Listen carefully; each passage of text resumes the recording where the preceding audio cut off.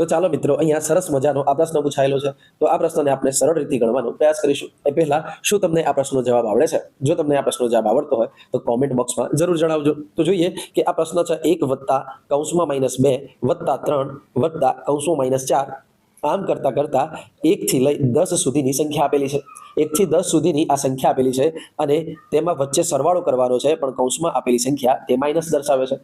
તો જોઈએ કે આ પ્રશ્નને સરળ રીતથી આપણે જવાબ કેવી રીતે મળે. તો અહીંયા આપણે સોલ્વ કરવાની શરૂઆત કરીએ. તો અહીંયા સંખ્યા લખી દઈશું કે 1 વત્તા કૌંસમાં -2 વત્તા 3, અહીંયા પણ વત્તા કૌંસમાં -4 વત્તા 5 વત્તા -6 વત્તા 7 વત્તા કૌંસમાં -8 વત્તા 9 વત્તા કૌંસમાં -10.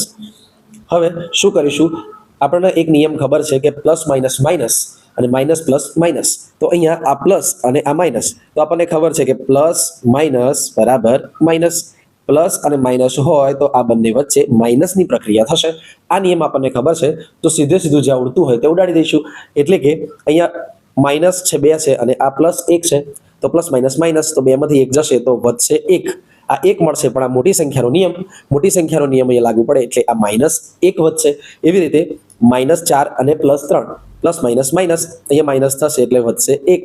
1 મળ્યો પણ કેવો? -1. એવી રીતે અહીંયા પણ 6 માંથી 5 જશે તો 1 વધશે, પ્લસ માઇનસ માઇનસ, અને 1 વધશે. અહીંયા પણ પ્લસ માઇનસ માઇનસ, 7 માંથી 8 જશે, -1 અહીંયા વધશે.